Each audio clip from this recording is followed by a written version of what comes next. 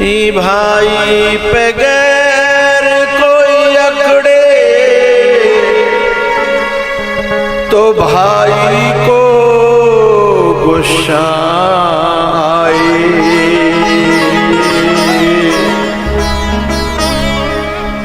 और भाई दुश्मन बन जाए उसे कौन बचाए।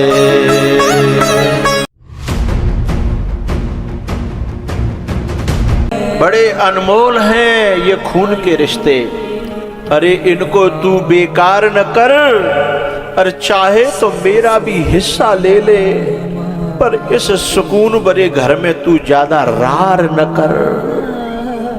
बड़े अनमोल हैं ये खून के रिश्ते, इनको तू बर्बाद न कर, अरे चाहे तो मेरी दौलत ले ले, जमीन ले ले, और कुछ ले ले, पर इतने सुंदर आंगन में तू खड़ी दीवार न कर।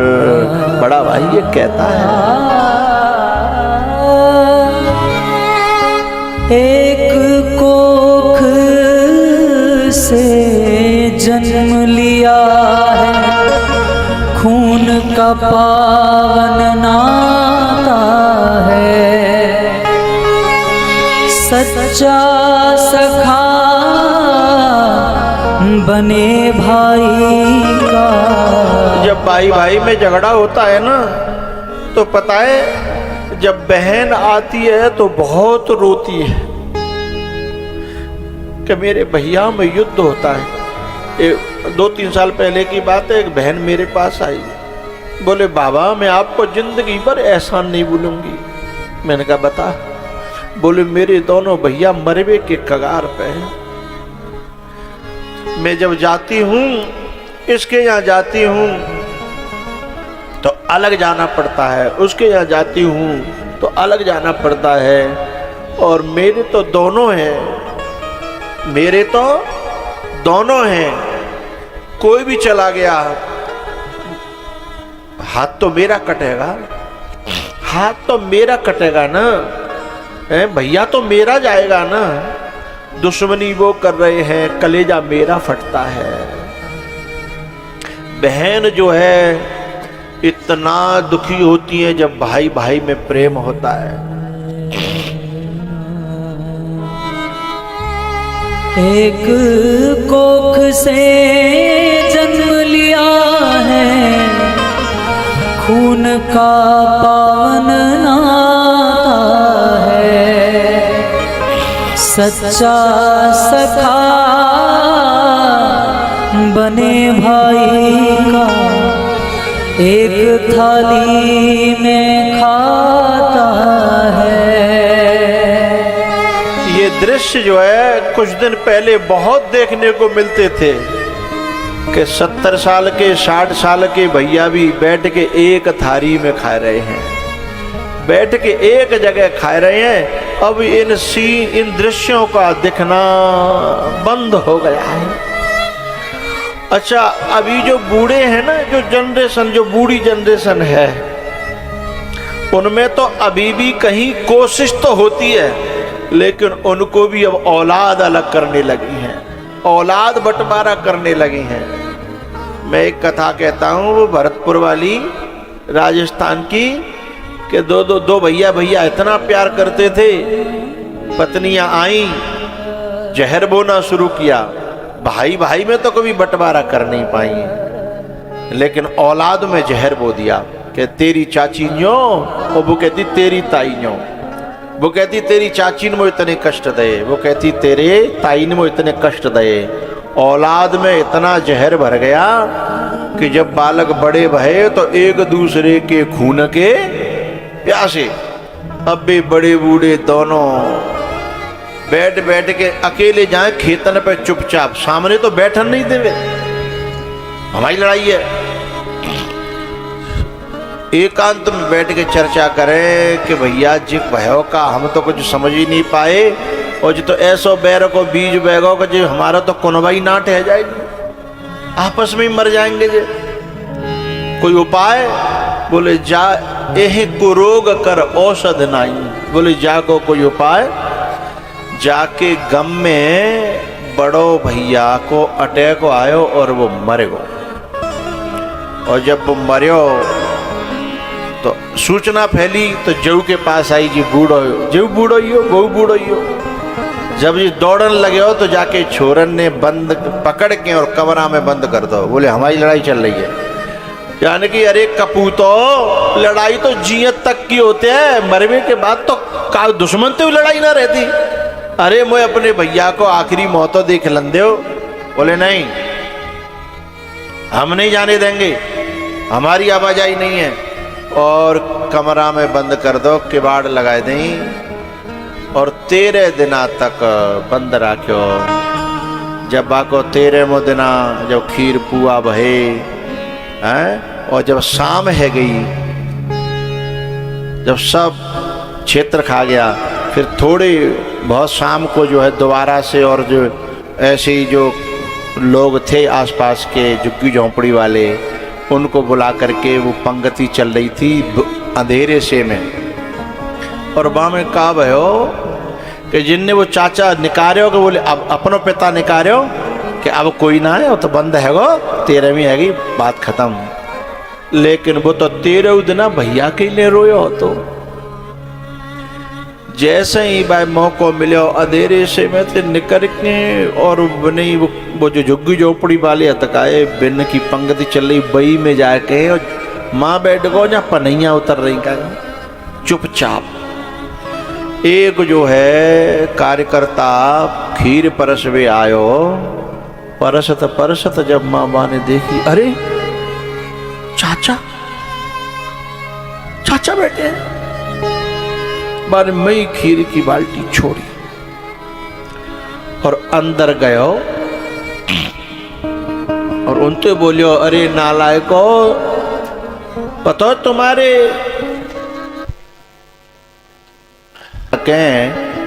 बताऊ के बालकन ते कही अरे नालायको तुम्हें कुछ पता है? बोले का? बोले तुम्हारो चाचा और जू पनहियन पे जूतन पे चप्पल न पे बैठे हुए दावत में। अच्छा एक बात बताओ, खून तो खून होता है, उसमें पर्दे कितने डाले जाओगे वो अलग बात है, खून तो खून होता है साहब। ये पांचों भैया दौड़े दौड़े आए और चाचा के पामन में गिर पड़े। चाचा अंदर चलो, अंदर चलो। अंदर ले गए और अंदर ले जाए के पावन में बैठ के बोले चाचा अब तो आप ही हमारे बाप रह गए हो। हमने तो आप दोनों को ही बाप के रूप में देखा था। अच्छा उसमें ज्यादा बदमाश चाचा के हते लड़का। बोले हम तो अब का हमें होरी दीवारी पे पांव छीवे के लिए अपने बाप को आशीर्वाद लेना होगा तो कहाँ आएंगे? आपके पास आते हम तो। हमने बहुत कोशिश करी आपसे मिलने की इन 13 दिन में, लेकिन हम कहूँ कोई सुराग हमें नहीं मिलो।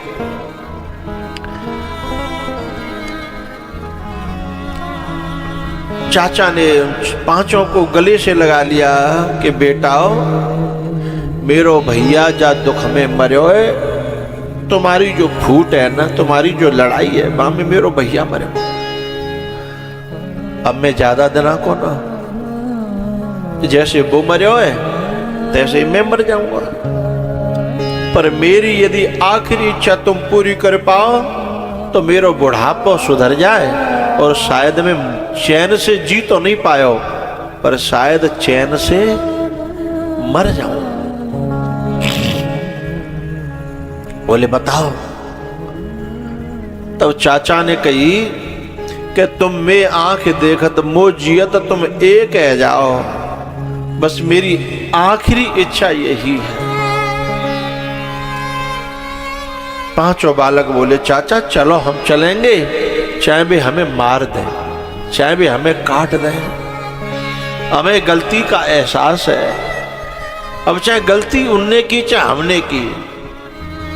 चाचा की आत्मा से दुआ निकली बेटा फलो फूलो, तुम चलो मैं तुम्हारे संग हूं।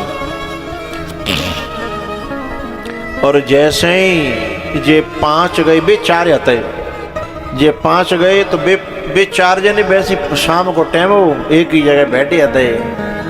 जे 4-5 आते भाई देखे ताऊ के, सो पहले तो एकदम चौंके, लेकिन जब इनके आंखें में आंसू देखे और हाथ जुड़े हुए देखे और पावन की तरफ गिरते हुए देखे, जिनमें कछु बड़े हुए थे बिनते, पावन की तरफ गिरते हुए देखे, सारी अहंकार की दीवारें ढह गई और उन्होंने इनको उठा करके गले से लगा लिया। अब सोच सकते हो उस चाचा की खुशी का ठिकाना। उसने रो रो करके अपने 9 बालकों से कहा, बेटाओ बस अब मेरो बुढ़ापा सफल हैगा और मेरो जीव सफल हैगा और मेरो मरबो सफल है जाएगा। तुम 9 को एक जगह देख करके आज मेरी खुशी का ठिकाना नहीं है। एक कोख से जन्म लिया है, खून का पावन नाता है। एक बात बताऊं, इस देश में चाचा ताऊओं में तो अभी भी प्यार रहता है। मैंने ऐसे ऐसे चाचा देखे हैं कि अपने बड़े भैया के बालकन से चुप जा करके मिलते हैं, छुप करके, और उनको चॉकलेट देते हैं, मूंगफली देते हैं और जाने क्या क्या खाने के लिए, और कहते हैं मम्मी को मत बताना, क्योंकि रार के बीज तो मम्मी नहीं बोए हते ना। शादी से पहले हम कहाँ इतना बैर मानते थे। तो मेरा उन माताओं से निवेदन है, क्योंकि माताएं शुरुआत में सोचती हैं कि नेक थोड़ी सी जहर भर रही हैं, थोड़ी सी आग लगा रही हैं, थोड़ी सी आग लगा, वो तुम्हें एक बार आग जब पकड़ जाती है ना, तो तुम ये मत समझना कि तुम जितना लगाना चाह रही थी उतनी लगेगी, हैं? जब वो पकड़ बनाती है तो फिर वो उतनी लगती है कि फिर तुम रोकना भी चाहो तो रुकती नहीं है, और उसमें हमारे कोख के बालक भी आते हैं। गलती ये होती है कि शुरुआत में तो माता समझती है कि थोड़ा सा तो जिन्हें उकसानो पड़ेगा, जो सुनता ही ना, जे न्यो ना, जिनते के जो कहते ना, बंटवारो ना कर रहे, वो ज़्यादा खाया जा रहा है, वो पूरे खेत जो करोगे बात ज़्यादा कर लो, ऐसे छोटी छोटी आग लगाती हैं चिंगारियों को। लेकिन यदि ये बात पड़ोसियों को पता चल जाए, संत दुआ देते हैं, संत दुआ देते हैं और डॉक्टर दवा देते हैं। आग तो भीतर से लगती है, बाहर के तो केवल हवा देते हैं। आग तो भीतर से लगती है, बाहर के तो केवल हवा देते हैं। उस आग में फिर कंट्रोल से बाहर होती है ना वो आग, फिर जब अपने कलेजे का टुकड़ा जलता दिखता है उसमें, फिर हम रोक नहीं सकते। मेरी माताओं से ये निवेदन है, हमारी कोख के पैदा वहे बालक और हमारे सामने जब उस आग में जलेंगे तो क्या होगा, ये मत समझना कि जितनी हम लगा रहे हैं आग उतनी लगेगी ना। ओ बड़ा भाई छोटे पर हरदम अपना प्यार लुटाता है, छोटा भी सदा बैठ सिरहाने आदर मान बढ़ाता है, हरदम सलाह मिलाता है उन्हें, दूरी नहीं सुहाती है, भाई है। एक बात बताऊं, मेरी कथा चल रही थी इटावा में, और इटावा में कथा चल रही थी। कथा जब जो कराता है पूरा परिवार इकट्ठा बैठता है जैसे यहाँ बैठे हैं। मेरा 5वां 6वां दिन कथा का हो गया। मैंने उस परिवार को बुलाया, मैंने कहा तुम लोग जो है, मैं इतनी अच्छी कथा कह रहा हूँ, मैं इतनी मेहनत कर रहा हूँ, पर तुम लोगों के चेहरे पे जो खुशी होनी चाहिए वो खुशी नहीं है। तो कितने भाई थे? 5 भाई थे। 5 भाई थे और उन बहनें थी, 1-2 बुआएं थी, वो सब आए। और जैसे ही मैंने यूँ कही कि तुम खुश क्यों नहीं दिख रहे हो, तो सबसे पहले तो बहनें रो पड़ी, फिर बुआ रो पड़ी, फिर वो भाई रो पड़े। अरे मैंने ऐसा क्या कह दिया भाई, क्या बात है? तब बिन में तो एक बहन बोली कि हमारे जो भैया 4 बैठे हैं, 4 ना है 5 हैं, एक आयो ना है, और बाकी छोरा ना आंदे माने। बेछोरा रोज मई ते कथा सुनते हैं, मई ते देखते हैं, रोते हैं। हम तो बुआएं, हमारे पे भतीजे हैं, और मनबा भैया को तो पर बीच के लोग आमन ना दे रहे, बीच के लोग आमन ना दे रहे। इसलिए जब कोई बात चलती है तो मेरे ये 4 भैया बहुत रोते हैं और वो वहां रोता है। बाबा कोई उपाय है? मैंने कहा उपाय तो बहुत सरल होता है, पर कोई करना चाहे तब। बहुत सरल होता है। मैंने कहा, वो बोले क्या उपाय है? मैंने कहा कहाँ रहता है? तो वो जहां मैं रखा था, उन्होंने मुझे रखा था, मकान बनवा रखा था जहां सिटी में, कथा गांव में थी, मेरी बगल में उसका मकान था, वो वहीं रह रहा था। मैंने कहा उपाय अभी 1 मिनट में होता है, चलो। जब मैं गया, मेरे वाले पांव छुए, और जैसे ही मेरे पीछे से गाड़ी नमते बाकी भैया निकले और वो बुआ निकली और बहन निकली, सोई रोए पड़े, भतीजे रोए पड़े।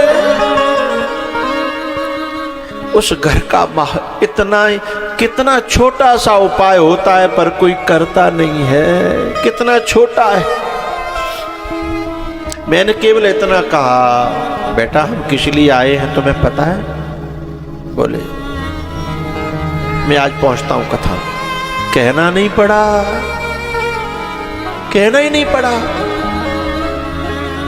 बोले मेरे भैया आ गए, मेरे भतीजे आ गए, मेरी बहन आ गई। ये इतना सा ईगो रहता है, इतना सा ईगो है। जब वे द्वार पे पहुंच गए, कहने की जरूरत तक न पड़ी। तो जब भैया भैया चाहते हो, बहनें चाहती हो, बुआ चाहती हो, तो कोई छोटी सी आंट रहती है, उस आंट को पहचानो, है उन बिचौलियाओं को पहचानो। एक बात ध्यान रखना, भैया भैया से लड़ाने के लिए जो कोई कहता है ना कि मैं तेरे साथ खड़ा हूं, धोखे में मत रहना। वो तेरे साथ नहीं, वो अपने ही साथ खड़ा है। कोई न कोई अपना उल्लू सीधा करना चाहता है।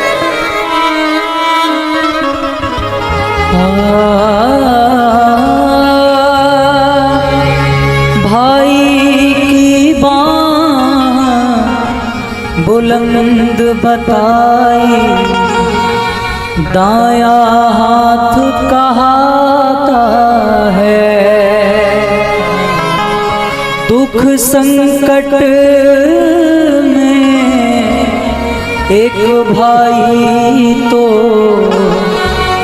दूजा नीर बहाता है। एक के घर में टोटा तो ना, दूजा सुख में खाता है। घुट घुट के वो रहता परना, अपना दर्द बताता है। अपना दर्द छिपाता हरदम, अपना दर्द छिपा जाता आत्मा अंदर से दुख पाती है। भाई है भाई की बाजू सबसे बड़ा हिमाती है। भाई से बढ़कर भाई से बढ़कर इस जग में नहीं यार नहीं साथी है। भाई है भाई की बाजू सबसे बड़ा हिमाती है।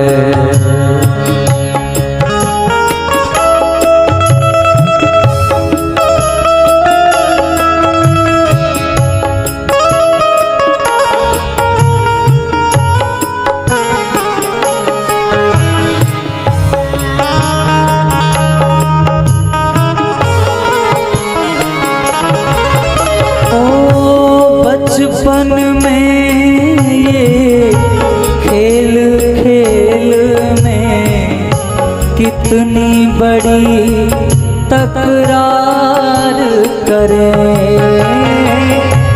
कभी रूठ जाए कभी मनावे, कभी जीत कभी हार करें।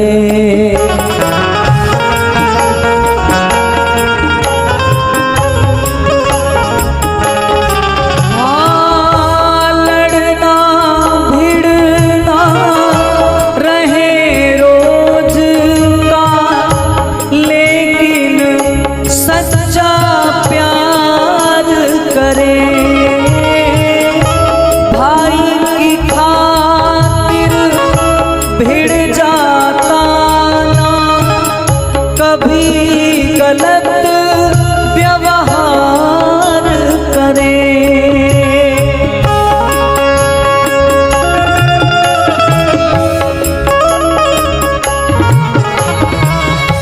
दिल से प्यार करे वो भाई, दिल से प्यार करे वो भाई, वही यार वही साथी है। भाई है भाई की बाजू सबसे बड़ा हिमाती है।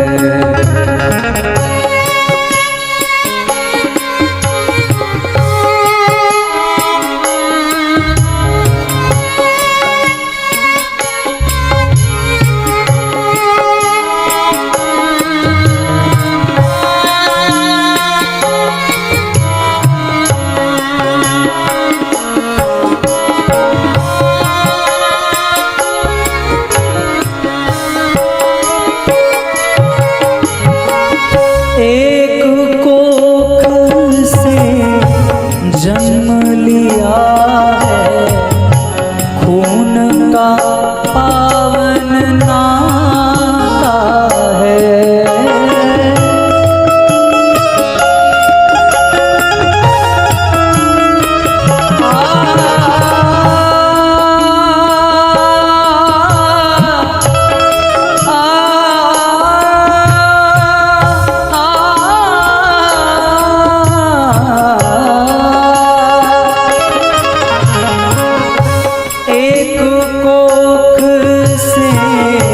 जन्म लिया है, खून का पावन नाता है। सच्चा सखा बने भाई का, एक थाली में खाता है।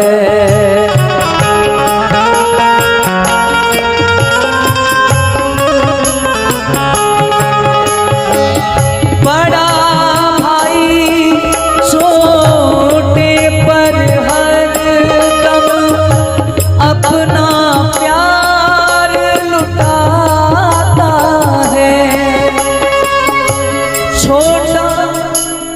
ये सीन एलईडी पे देखिए, अब ये केवल एलईडी पे देखने को रह गए हैं। घरों में देखना बड़ा मुश्किल हो गया है, गांव में देख पाना बड़ा मुश्किल हो गया है। परिवारों में अब ये सीन मिलता नहीं है, ये दृश्य मिलता नहीं है। तरस गई हैं आंखें ऐसा सीन देखने के लिए। ये भाई भाई नहीं कटा है, हिंदुस्तान कट गया है। ये भाई भाई नहीं टूटा है, हिंदुस्तान टूट गया है। अरे यही तो हिंदुस्तान है। बड़ा भाई छोटे पर हर दम अपना प्यार लुटाता है। छोटा भी सदा बैठ सिरहाने आदर मान बढ़ाता है। हर दम सलाह मिलाता उनको, हर दम सलाह मिलाता उनको। दूरी नहीं सुहाती है, भाई है भाई की बाजू, भाई है भाई की बाजू। सबसे बड़ा हिमाती है, भाई से बढ़कर इस जग में नहीं यार नहीं साथी है। भाई है भाई की बाजू, सबसे बड़ा हिमाती है।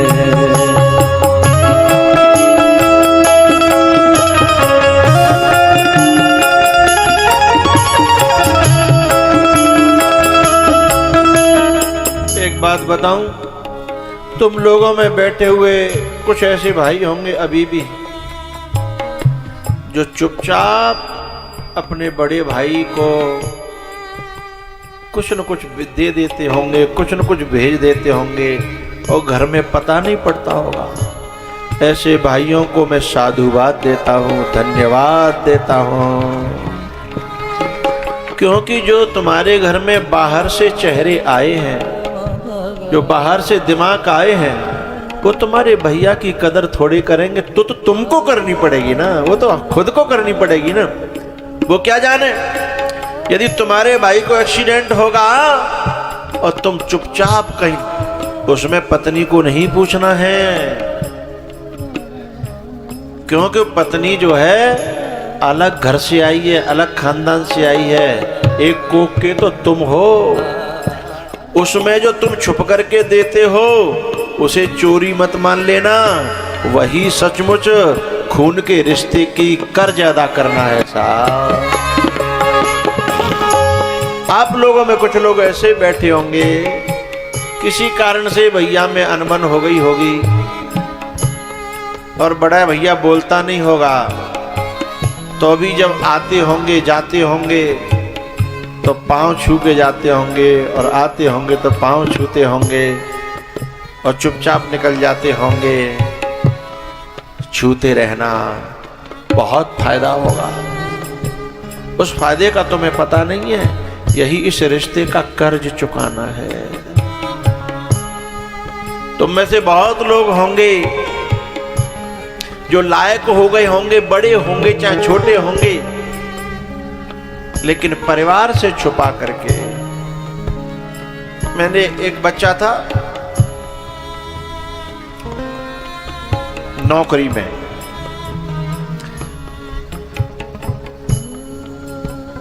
रिटायर भी होके आ गया और बंटवारा नहीं कर रहा था और घर से कुछ लेता भी नहीं था। और उसकी घरवाली कम से कम 10 सालों से लगी है, 10 सालों से, और वो बंटवारा नहीं कर रहा। एक दिन ऐसी बात हम तक आई, मैंने कहा बंटवारा क्यों नहीं कर रहा? तब वो बड़ी प्यारी बात कहता है, बोले मुझे जो ठाकुर जी ने दिया है वो कम थोड़ी है जीवन के गुजारे के लिए, और इसका दिमाग तो कभी नहीं भर सकता, चाहे कितना भी इसके सामने लाके खड़ा कर दिया जाए। मेरा भाई थोड़ा कमजोर है, उसकी नौकरी नहीं लगी, वो मुझसे बड़ा था, छोटे की बात है शायद, वो मुझसे बड़ा था, उसकी नौकरी नहीं लगी, वो कमजोर रह गया है, तो क्या मैं इतना भी नहीं कर सकता?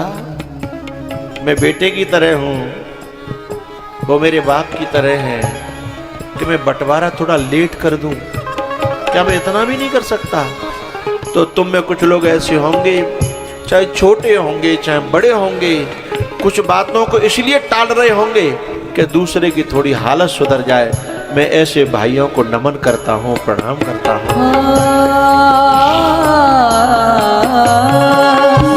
भाई की बात बुलंद बताई, दाया हाथ कहाता है, दुख संकट में एक भाई तो दूजा चैन न पाता है।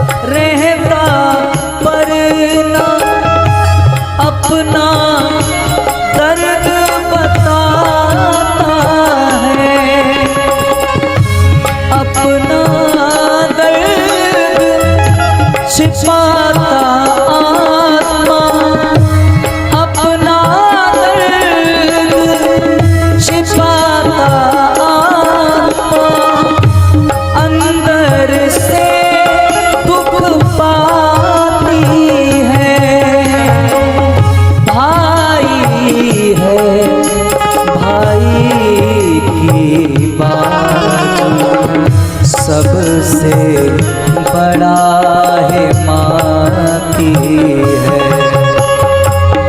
भाई से बढ़कर इस जग में नहीं यार नहीं साथी है, भाई है भाई की बाजू सबसे बड़ा हिमाती है, वो भाई है भाई की बाजू सबसे बड़ा हिमाती।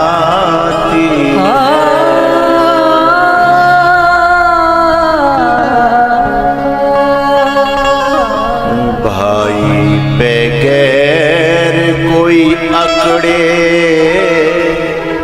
तो भाई को गुस्सा आए, भाई पे गैर कोई अकड़े तो भाई को गुस्सा आए,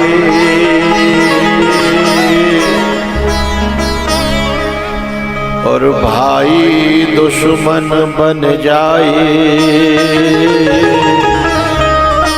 उसे कौन बचाए।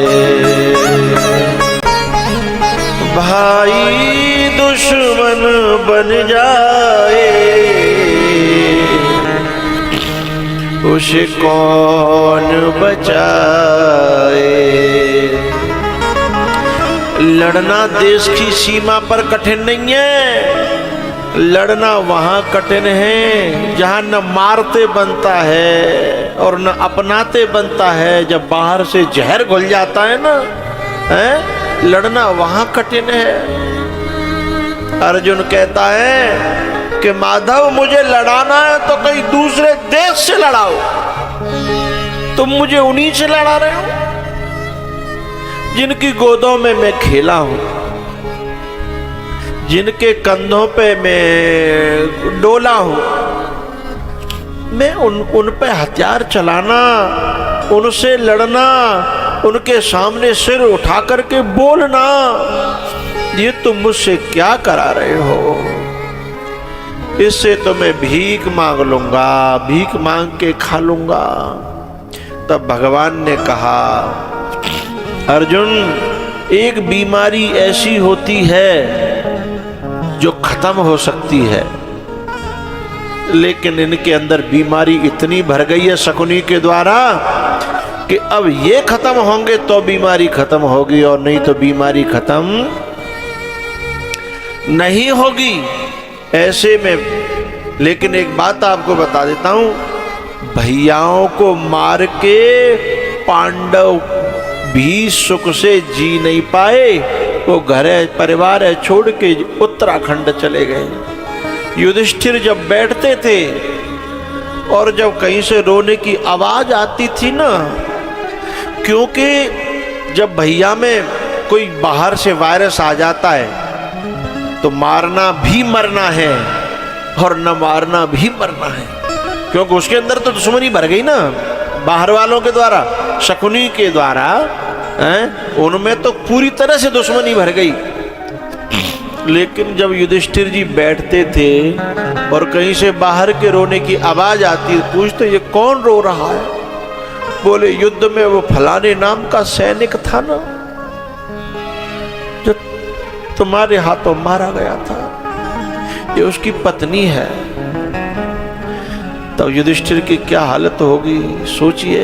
जो चींटी को भी नहीं मारना चाहता है, उसकी क्या हालत हुई होगी सोचिएगा। जो चींटी को नहीं मारना चाहता उसकी क्या हालत हुई होगी। एक पीछे से रोने की आवाज आ रही है, पूछा ये कौन है? बोले ये उसकी बहन है जिसकी छाती पे अर्जुन ने बाण मारा था और वो वहीं मर गया, ये उसकी बहन है। तो महलों से बाहर निकलना मुश्किल हो गया। तब उन्होंने कहा कि भाई हम यहाँ रहना नहीं चाहते, हम जीते तो भी हार गए और हम हारते तो भी हारे ही थे, तो भाई दुश्मन बन जाए तो उसे कौन बचाए। समझिएगा, भाई से युद्ध करके जीतने वाला कोई जीता हुआ नहीं माना जाता। यदि किसी समझदार महफिल में पहुंच गया ना, तो कोई समझदार व्यक्ति और निर्भय व्यक्ति हुआ तो तुरंत हुआ को मुंह तोड़ देगा कि ये भाई का हत्यारा है, ये भाई का हत्यारा है। उसमें तुम्हें कोई विजेता घोषित नहीं करेगा, कोई बहुत बड़ा शूरवीर नहीं मान लेगा। भाई को मार करके तुम बहुत बड़ा सम्मान नहीं पा जाएंगे। अरे ये बलिदान का देश है। राम जी महाराज ने अपने भरत के लिए अयोध्या में ठोकर मार दी। अयोध्या के राज्य में